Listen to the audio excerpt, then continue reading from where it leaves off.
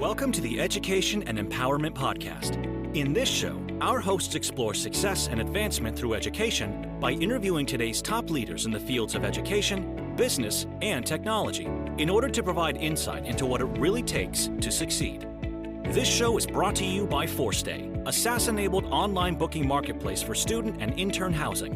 ForStay provides turnkey, all-in-one, cloud-based accommodation software solutions for colleges, universities, and organizations. Learn more at offcampus.forstay.com and landlords.forstay.com. All right, let's get into the show.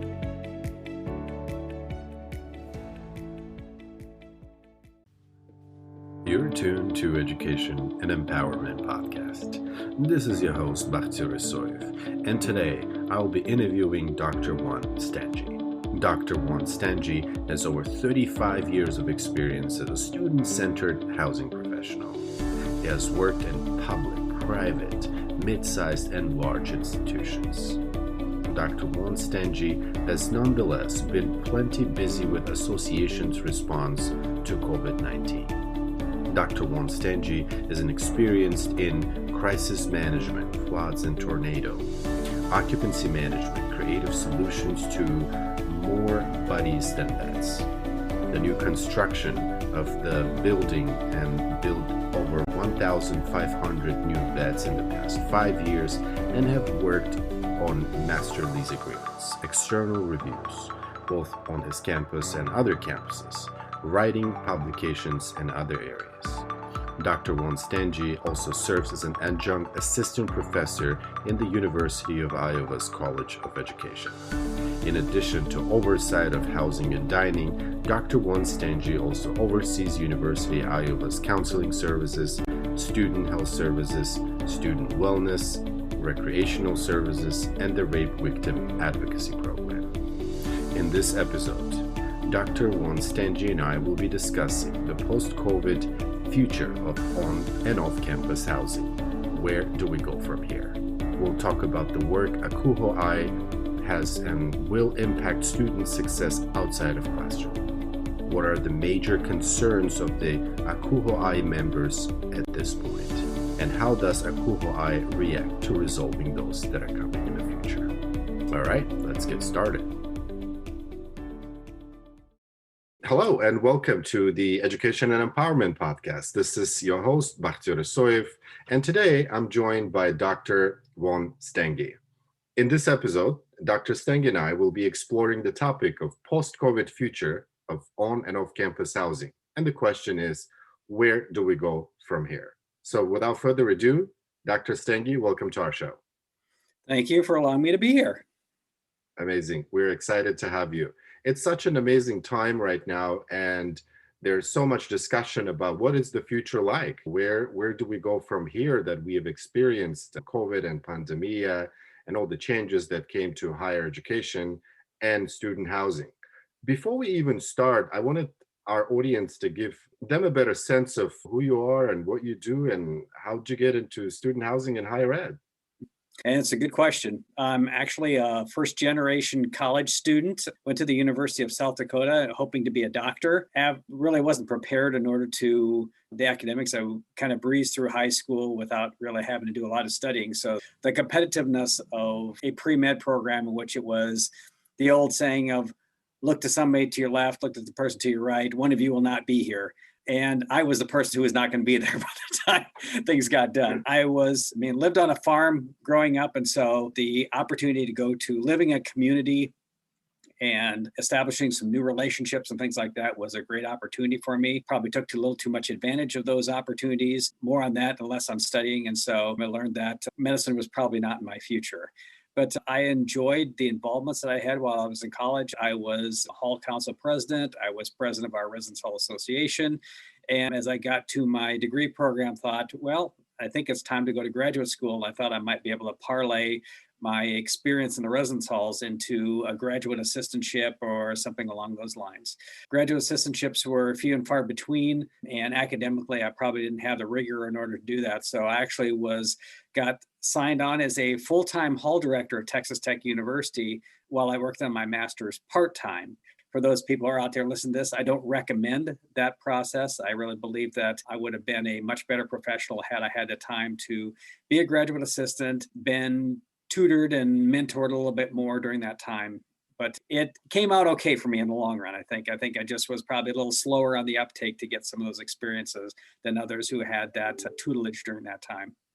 So got my master's degree, went to Lehigh University for a couple of years where I served as an area coordinator. So I wanted to kind of the foray into the private experience. After that, well, during that time I was married and we had a couple of kids and decided that we wanted to move back to somewhere where we were kind of in the middle in Pennsylvania, 14 hours from one set of grandparents, 14 hours from the other set of grandparents. Thought that we'd like to be closer to one or the other. So a position opened up back at the University of South Dakota where I got my undergraduate and as an associate director, and I was selected for that position. So we moved back to South Dakota, spent 14 years there. And then during that time, picked up my doctorate. And then as my kids were kind of in high school, another recommendation that I may not make for other people to move their kids halfway through high school, found the job at the University of Iowa. And it was a perfect match. And I've been here ever since. So I think I'm in my 17th year at the University of Iowa as the director of housing and dining. And then during that time, I picked up some assistant vice president responsibilities and currently also oversee student health, student wellness, recreational services, and university counseling services. So it's been a good ride. I'm not regretful of anything that occurred along the way. And I continued my involvement just like I was as an undergraduate, continued those involvements professionally, which has kind of got me to where we are today.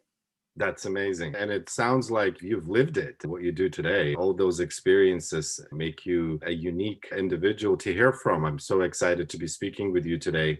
One of the things we're trying to explore on this podcast, on the Education Empowerment podcast, is the whole notion of student success outside of classroom. And there is a belief that student housing and wellness and all of that directly contributes to the students' well-being. What would you say is your definition of student success outside of classroom? Like when you done all of those experiences, like what did you pursue? Like what was that vision of, I want to be in student housing or I want to be in student wellness and student affairs?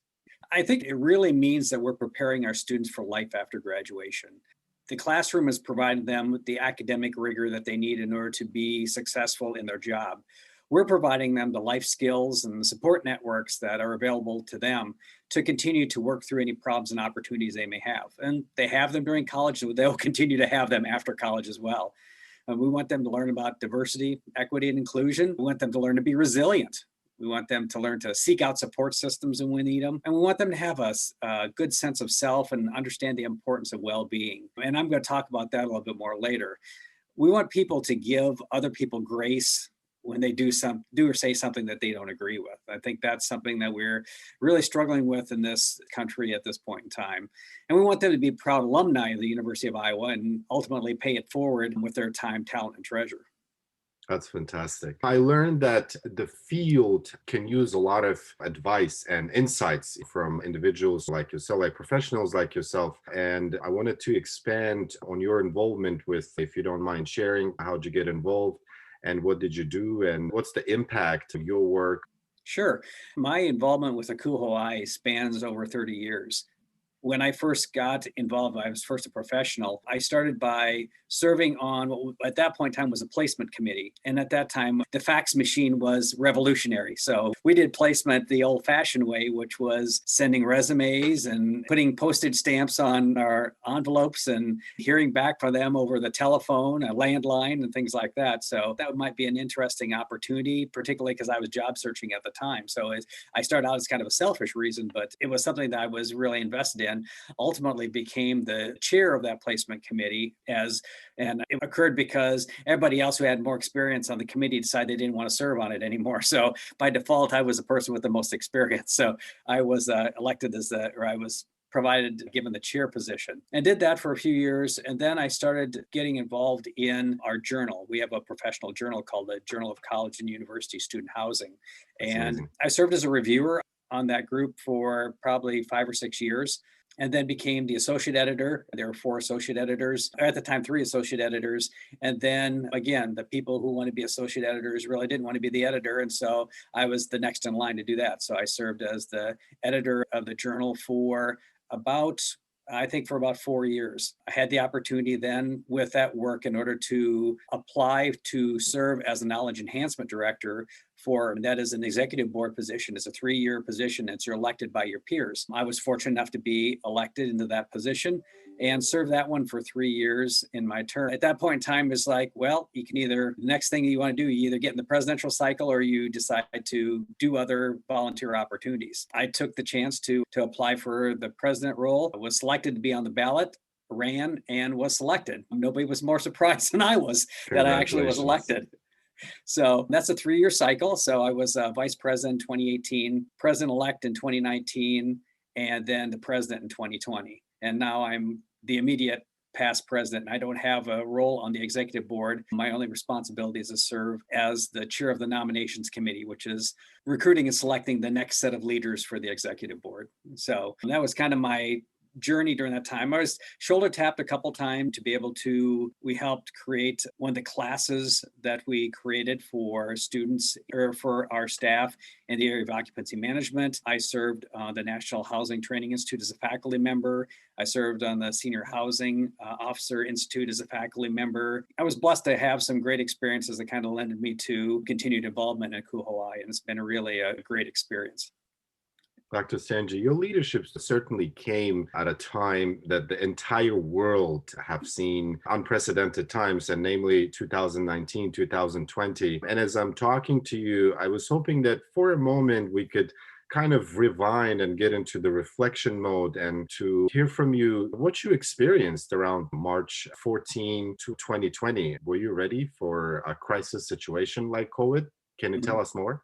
Yeah, and I would start with readiness is really a matter of perspective. Over the years, we have done a lot of planning on pandemics. I mean, with swine flu, SARS, H1N1, and all of those. And so we had a nice little binder of how we're going to respond to a pandemic if it occurred on our campus.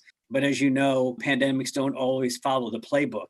And Right. So we have the playbook and we utilized it, but when it came to the massiveness of it and how it was impacting the entire world, we went into what normally a university does, which is assembling a critical incident management team and then looking at how they're going to respond to the increasing number of cases in the country.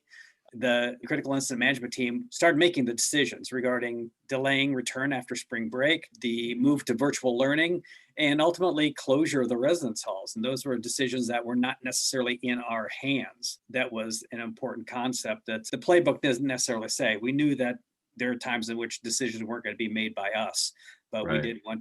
we did have input into it. So it's not like I didn't sit on the critical incident management team itself, but I served on some of the subcommittees when we talked about how we're going to prepare for this, what summer camps and conferences are going to be, how we're going to open in the fall semester and things like that. Fantastic. The field of higher education and student housing, I mean, with all the higher education institutions, each institution has at least someone who is concerned about whether on and off campus housing or off campus housing and living. What would you say were the major concerns coming from those people, and how did you put an effort to resolve it? Can you tell us a little bit about that communication strategy and how you handled that? Mm-hmm. Well, there's two perspectives, a university standpoint and a Hawaii standpoint, obviously. Right. From our campus standpoint, we're looking at how to protect our staff, what was going to happen during the summer, what was going to happen during the spring. We returned $16 million in room and board revenue back to our students in the spring semester of 2020. We canceled summer camps and conferences, which probably would have netted us would have grossed us another $5 million with revenue. The fall semester, because it was opening, we were very generous with our contract releases, and we released over 700 students because their classes were all online and didn't need to live on campus, and they're trying to save money, or because they're just fearful about living in a congregate environment with COVID going on. And so that was more millions of dollars that were out there as well. So those are obviously financial concerns were important to us, but also protecting our staff and students were there as well. And I can talk about that a little bit later as well.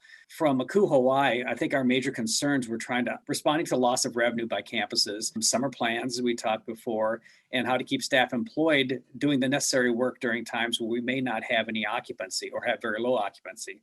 Or in some campuses, how to lay staff off. And that was a reality. We want to make sure that we were protecting both our staff and students from the virus while we Right. were continuing to work, and ultimately what occupancy would look like during the academic year. So I thought we did a really good job of responding. We did numerous straw polls to let people know here's what's happening on the campuses and knowing what, and we were able to break that down by large campuses, small campuses, private campuses, public colleges, and things like that.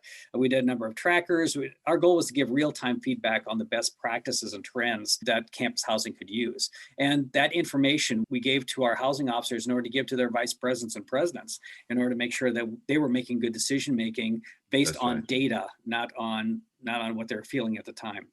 We also created a future of housing work group, and it brought together housing professionals from across the country to discuss and provide options for member schools. We sponsored over 60 webinars based on various pandemic and non-pandemic related topics. And those were sort of by career level, by school size, by affinity group. So the HBCUs may figure differently than small colleges. Small colleges may look differently than large public institutions. Those that are some campuses, the University of Iowa is an auxiliary enterprise, which means we get to that all of our income and expenses come from student rent and revenue, and none of it goes to the university. We don't get any tax dollars or anything like that. On the other hand, some of the small colleges, the money that they get from housing goes to the general university coffers. And so their loss of income was loss of income to the university and could be more detrimental to their future as an institution. Now, at the same time, we respond to the pandemic. George Floyd was killed in Minneapolis. I guess Right. officially I could say George Floyd was murdered in Minneapolis. And many campuses responded with protests and calls for racial reckoning. And in the midst of this, Akuhuai wanting to provide leadership in that area, we created an anti-racism task force. And again, brought staff together from across North America. And our goal was to be able to discuss how our campuses and the association can reimagine race relations in higher education and within our own association. And we know that our history was one that while we felt like we were leaders at times, I think that we were not always leaders at the time. So that is something that we definitely wanted to look at ourselves and our policies, as well as supporting other campuses as they were going through these very difficult times. And as you know, 2020 was also an election year, and that yet another level of stress and anxiety to an already chaotic time period. So that's kind of what we're going through. But I think that some of the things that we did above and beyond just keeping our staff apprised of what's going on so they can make good decisions was an advocacy realm that we tried to work with. And we support advocacy for our staff members with higher education students and federal government, college and university campuses to utilize transferable skills that our residence hall staff had if there was ever a need to reassign them because the residence halls were closed or there was minimal occupancy. Our residence hall staff, particularly our living staff, are utility knives. They're jacks of all trades, and they have a great skill set. And to be able to utilize them in other scenarios and other situations would benefit the institution. So we want to advocate for that as well. We also wrote to the governors of every U.S. state, imploring them to consider prioritizing residence hall staff for vaccinations because they're essential staff and they're in close contact with students in their living spaces. And so it was important for us to be able to say that, our healthcare staff were 1A. They were the people who were the most important and needed to be vaccinated. But you know what? Our residence hall staff, our custodians, our maintenance staff, who are normally the lowest paid, were people who needed to have those vaccines. And we want to let people know that they are in congregate housing. They are cleaning their toilets. They're having interactions with students, and they needed to be able to be protected as much as our healthcare workers were. And so our goal of sending that information to governors is to implore them to prioritize. We felt that it was important to do that. I don't know where those letters went, if they sat on governors' desks or if they even made it to the governor, whether that impact was important or not. So, because we represent the largest and smallest campuses in the US and around the world, there's really no boilerplate approach how we can support campuses with a single set of recommendations. So our Future of Housing Task Force or work group didn't set out recommendations, they set out guidances. And so we were able to provide a litany of different ideas that they could use, but as a one size doesn't fit all, to be able to use what works best on their respective campus. So ultimately, we provide our members options and alternatives for campuses to consider. As you're saying this, this sounds so easy, and I really feel empowered myself. Hearing everything that has been done. And obviously, the question then arises about all of these experiences, and I'm sure there were challenges too. And if you were to kind of frame Like, what were maybe, in your opinion, two or three major challenges? I mean, again, there are millions of other challenges that you faced, but if you were to kind of summarize them into like different three categories, and then say what were your lessons learned, and perhaps tapping on the question of reimagining what the future is like, what would you say the trends that you see that everyone should be following? Hmm. That's a good question. I know that one of the biggest frustrations that we faced in higher ed overall was the uncertainty of the pandemic and the length of the pandemic and the sense of kind of loss of control that we didn't, many of us had a seat at the table, but there are probably some campuses where their housing people didn't have seats at the table and weren't able to provide a significant amount of input regarding how they're going to respond to it. And so I think that was certainly one of the frustrations that housing professionals experienced during that time. Because of the multiple waves of the pandemic, we didn't think that fall was going to be an issue. We thought that the way that the guidance regarding how COVID spread changed throughout the early months of the pandemic. We thought it was going to be that was by touch. And so we cleaned off everything. But then we found out that it was airborne and that was a game changer. We thought that it was going to, when it became summer in the United States, that the virus would die out and we'd be fine for the fall semester. And it would just, I mean, the way that things change so often, I think was really a sense of frustration.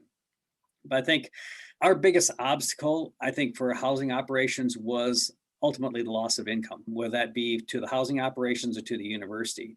As I said, we refunded almost $16 million of room and meal plans the spring 2020 semester. And we were generous with contract releases for students whose classes were exclusively online in the fall semester. And that we released, as I said, we released 700 students in the fall semester with no penalty. Many said, hey, yeah, we're going to come back in the spring when the pandemic is done. Pandemic wasn't done in the spring. And so many of those students didn't come back. And I think that the length of time that the students had to deal with, particularly our first year students, because they lost their senior prom, they lost their graduation ceremonies. They lost saying goodbye to some of their friendships. They lost the interactions that students would normally have in the residence halls. People had to wear masks. Campuses limited the number of guests they could have in the residence halls. And so it was probably not the typical residential experience that their siblings may have had when they came to college. And that was hard for our students. And taking classes virtually meant that they didn't get out of the residence hall rooms as often perhaps as they'd like. And I think we saw certainly some rebound effect with that. I have to say, within our campus, our vandalism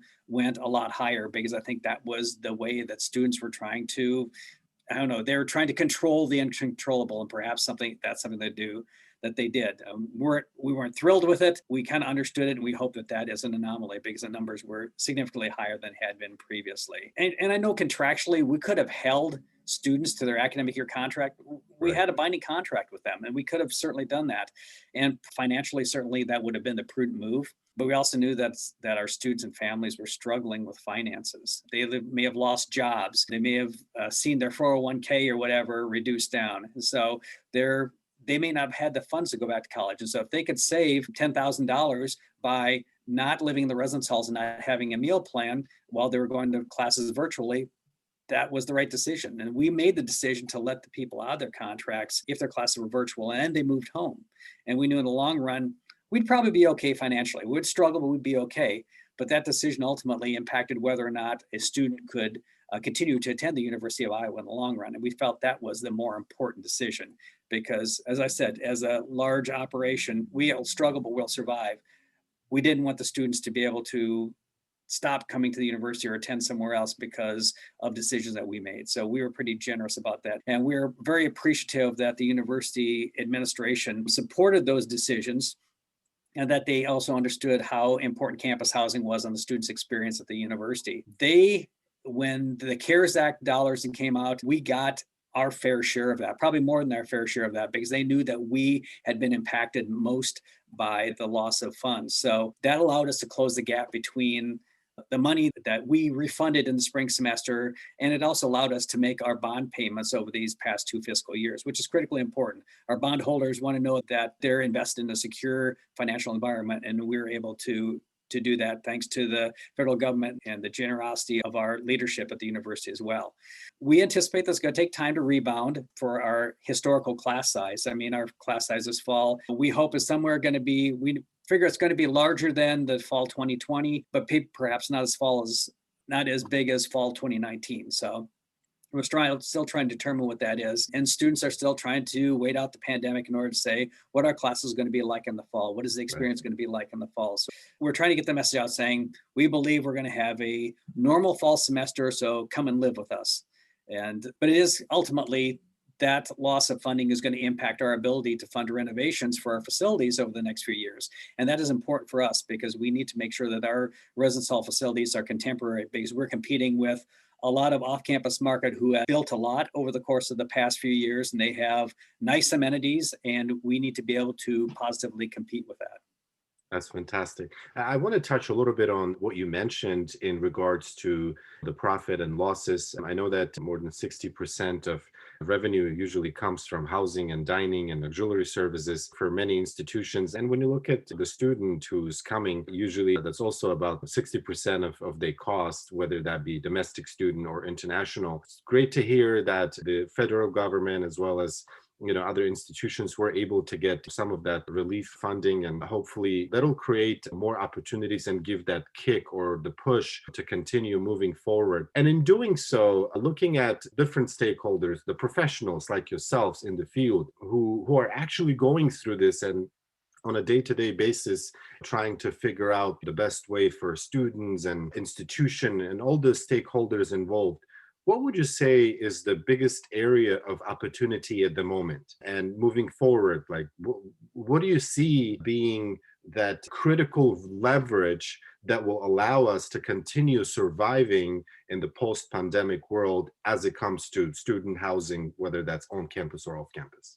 I think the biggest opportunity for us is going to be able to get our students to understand what a normal residential experience looks like. I mean, I have to say that with the number of releases that we did, and the concern over congregate living and community restrooms or restrooms that they don't have their own restroom, I would guess that we probably had more students than normal flocking to the off-campus market who wanted to have the experience of living with other people, living independently, and living in a college community. Right. So I think that the off-campus market, while I'm sure they had their struggles, probably benefited from our limited occupancy, as many campuses reduced occupancy, and to provide them with the type of experience that we hope that they were looking for. I think that we certainly in campus housing, we spent a lot of time looking at how to protect our students. And so we had policies regarding guests, regarding mask wearing, things like that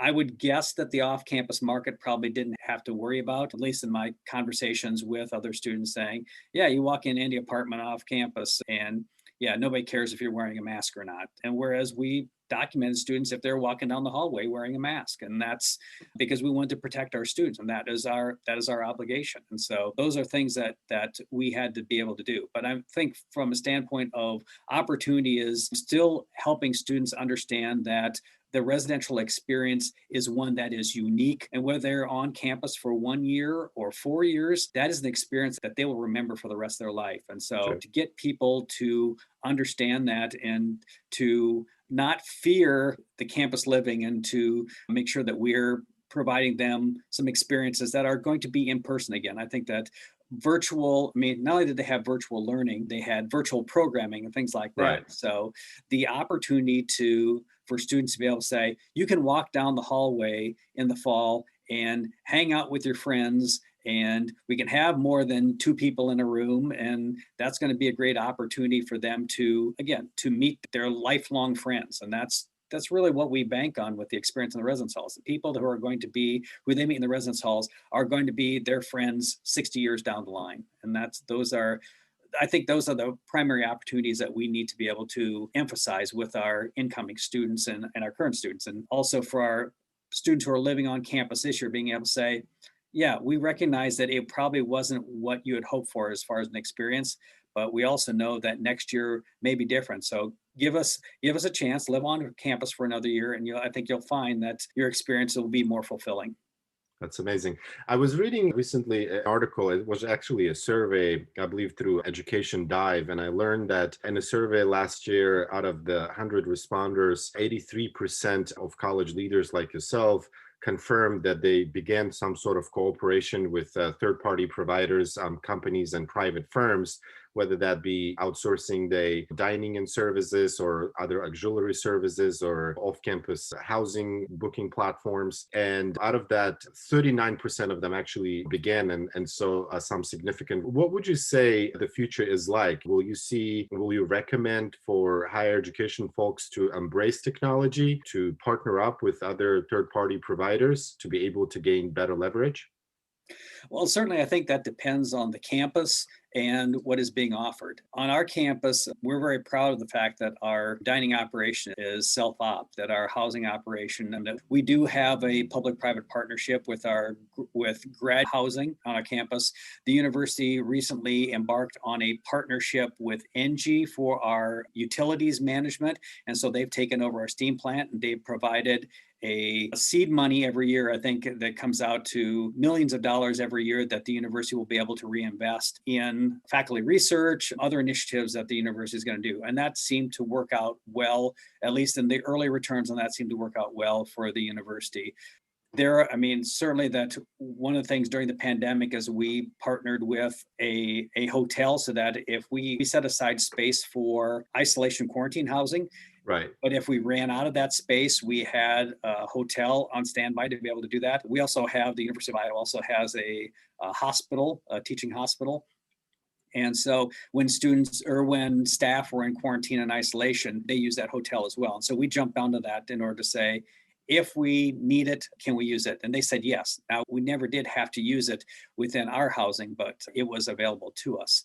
So I think because of the financial impact on many campuses, certainly they might be looking at those type of partnerships in order to see if they can infuse some money into their operations. I don't know how much with the CARES Act and the new higher education funding will impact that need to do that, but certainly I think the campus certainly could be looking at those partnerships to see if there's a way that they can raise some capital or to be able to ensure that their students' needs are being met and that they're continuing to function. But certainly that there are going to be campuses, and we already know of campuses who are going to be closing because the response to COVID, just knowing that they didn't get the number of students that they had over the past few years. And while that might have occurred down the road, certainly COVID probably moved up that timeline a little bit more. That's right. And I want to echo that because at Forstay, we are an online marketplace for student intern housing. We've been helping over 380 different colleges and universities and schools and language schools.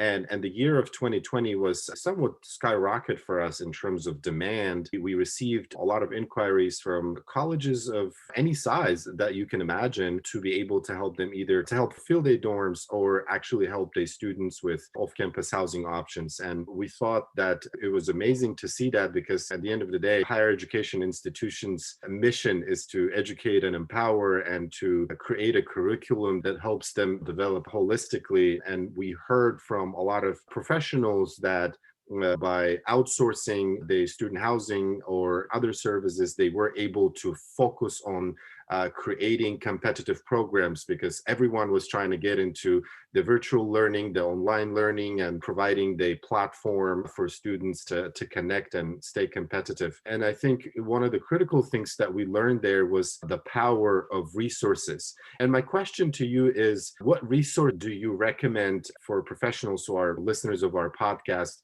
to use through or any other affiliations you're part of? I would focus on the fact that ACU Hawaii just recently published their new strategic plan. And their strategic plan is really based on 4 core pillars of education, knowledge resources, community, and influential leadership and advocacy. And we talked a little bit about each of those, but some specific things we're doing in the area of education, including support for our live-in professionals and for our small college and universities, which may be struggling right now, but they comprise a significant portion of our membership. And we want to make sure that we're meeting their needs. And many of them are not auxiliaries, and so they support to the university is critical. And we want to make sure that we are assisting them to be the best that they can be and to provide them the resource to make them the most committed to the students and also to be committed to their institutions so that they can, when somebody asks about outsourcing it, that they know that they have a good basis for why they exist. And we're also, obviously, our commitment to social justice is also an educational component. In the area of knowledge resources, we're talking about partnerships with faculty members and other researchers and topics of interest of our residence hall students. We want to make sure that people know that living on campus provides some very tangible benefits. And so particularly when I don't always say that we're in competition for the off-campus market, because I always think that we're going to get our students because students want the experience of living on campus, but we certainly want to let them know that those experiences, those benefits don't occur in the first year, but they occur beyond that as well. And so we want to suggest that more students in their second, third, and fourth years live on campus as well.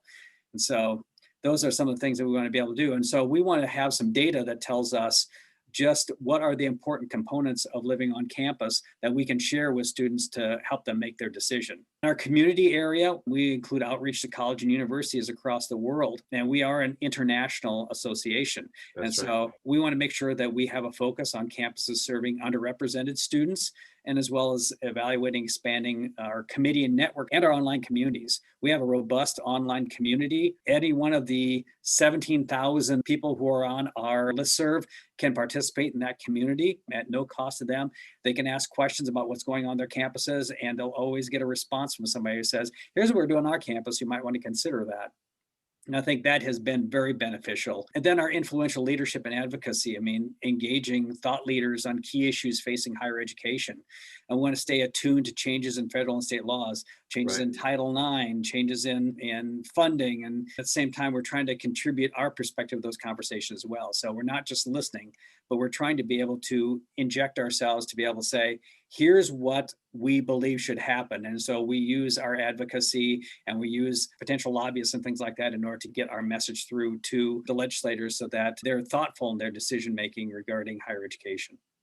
Early in our conversation, you mentioned something very interesting about being a parent and moving your young teens from one place to another. I'm sure for the listeners who are parents, they would love to get a piece of your advice. What would your advice be? Is there a quote or piece of wisdom that you'd like to leave us with as we wrap up this episode?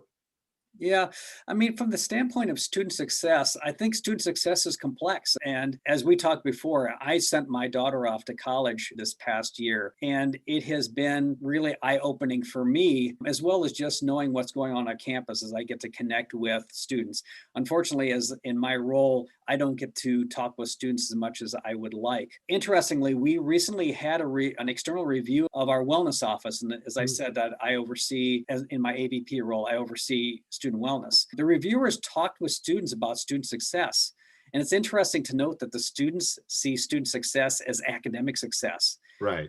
They're in a competitive environment. They're looking for good grades so they can be admitted to medical school or law school or nursing school or pharmacy school or simply graduate school and finding the best job available. Many students see college as a competition, and they see asking for help as a weakness. While academicians are trying to get them to work in groups, they sometimes struggle in those cooperative ventures.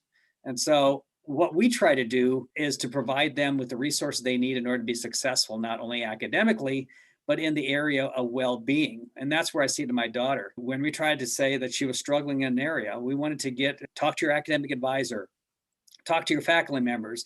It was a struggle for her to be able to do that because she sees that as a weakness, that talking to somebody is a weakness. And it's almost shameful for them to be able to ask for help. And I don't know, that's a struggle for me because I know as a guy, they always say, men never ask for directions when they're, I have no problem asking for directions if I'm stuck and don't know where I'm going. But as student affairs professionals, we really need to be there to reinforce that it's okay to ask for help, that it's okay to not be okay. And that's what we've been reinforcing in the mental health area. It's okay to not be okay, that there are resources available to calm one's anxiety. And sometimes, the word depression is thrown a lot. And sometimes depression is just sadness, and we name it as depression. And we need to be able to know that sadness is a temporary situation. That's something that we can work through. Life doesn't revolve around how many likes they get on Instagram. And I think that social media has really become a detriment to student success, not to mention the amount of time that they spend on social media, but also the anonymous garbage that is thrown on there at times, that people will attack others without knowing them. They can hide behind a picture or a phrase or something like that. And I think that has been difficult for our students as well. And I think that we also want to teach them they can respectfully disagree with someone's opinion without being labeled. I mean, that's really important, that we want them to be able to have dialogue, particularly with the election and things like that. People don't want to be labeled this or that simply because that they hold a different opinion. We want to respect people's opinions. You may not agree with them, but we want to be able to respect people's opinions. You can have dialogue about that and say, why do you think that way? Let's talk about that. So I think those are some of the major things. And finally, I think that for my daughter, I know that she's stronger than she thinks she is. And we just need to reinforce the fact that you are stronger than you think you are. And if you can understand that and you can try to be able to be more resilient in things, you will be quite successful in whatever you choose to do. That's fantastic. You just empowered me to ask for help, Dr. Stange, and I'd like to ask your help to nominate another speaker for the Education and Empowerment podcast. Boy, there's so many good people out there. I'm trying to think about who might be. And two names popped into mind simply because they are kind of at the forefront of my mind at the moment. Dr. TJ Logan is the new Associate Vice President for the residential experience at Ohio State University. Just started the job last week. And I worked with him on the Akuhawai Executive Board. He is, I would consider him a Renaissance man, because he is a person who very skilled in his job, but he's also a do-it-yourselfer, and kind of, he took his house and he kind of rehabilitated his house and he did all the work himself. He is an artist. He contributed to Kauai while he was in pandemic and was working from home. He did some paintings. He had paintings of celebrities and people like that. And he sold those. He did it because it's something he wanted to do. And they were quite good. And he sold them at an auction that raised money for Akuhawai. And they raised some good money for it. They were quite good. And so if you get on the Akuhawai website, you might be able to see those pictures of those. It's quite, I mean, he is a master. I mean, I've never seen anyone who has as various skills and does them so well. So he'd be one I'd recommend. Somebody else that I'm thinking about, and because of yesterday that the verdict and the Derek Chauvin trial came out. Oh, yeah. A friend of mine by the name of Lisa Freeman. She is our equity inclusion director for Akuhawai. She is an amazing woman, and she has done some great work in the area of equity inclusion for Akuhawai. And not only is she a great staff member and a great Akuhawai partner, she's also a new parent, and she's done things really well. And I think she's been really passionate about the area of equity inclusion. That is an area that we, as an association, we really want to work on more. And I know that the trial, the murder of George Floyd and the trial has been weighing on her. And to hear the news last night, I think has been uplifting for her. And I think of her a lot. And I think that she is a great person in order to talk with. Certainly, if you want to talk about the area of Black Lives Matter, diversity, equity, inclusion, and areas regarding social justice, she is a great go-to person. Thank you for your nominations. I'll definitely reach out to them. And as we close this episode, is there a base contact number for you if someone wants to get in touch with you? Yeah, if people want to get a hold of me, my email address is von-stange@uiowa.edu. And you can, if you have the opportunity to put that in there, so it's all spelled right and things like that, would be great. But I'm happy to talk to anyone about my experience in housing, about Akuhawai, about trends in higher education. Be happy to talk with people. And if they just need somebody that, as a undergraduate student, I really didn't have a lot of mentorship. And so if there's an undergraduate student out there who feels like that they would like to talk and I can help them clarify some things, I would love to be able to do that. So happy to share what knowledge I have. And certainly that I am not the end all be all of when it comes to knowledge. I think that there are some great people out there. So if they don't want to talk to me and talk to somebody else, I'm equally happy with that as well. That's very gracious of you. Thank you so much. And on behalf of Forstay, I'd like to thank you for your time and the knowledge and the expertise, the wisdom, as well as all the different trends that you shared to help us get pumped about the future. I feel much more positive. I look forward to exploring what the future offers to us. And for the listeners out there who are listening to this episode, thank you for joining us. Thank you, Dr. Stange, for your insights. For listeners, make sure you subscribe to our podcast on podcast.Forstay.com so you never miss an episode. Episodes will also be available on Spotify and iTunes and Apple Podcasts and other channels. And once again, thanks Forstay for sponsoring this episode. If you're curious about the services that Forstay provides to higher education institutions that transforms on and off campus housing, check us out at about.Forstay.com or podcast.Forstay.com. And until our next show, thank you so much. Thank you, Dr. Stange. Very happy to be here. Thank you for inviting me. We hope you've enjoyed this episode of the Education and Empowerment Podcast. This show is brought to you by Forstay, a SaaS-enabled online booking marketplace for student and intern housing. Forstay provides turnkey, all-in-one cloud-based accommodation software solutions for colleges, universities, and organizations. Learn more at offcampus.Forstay.com and landlords.Forstay.com.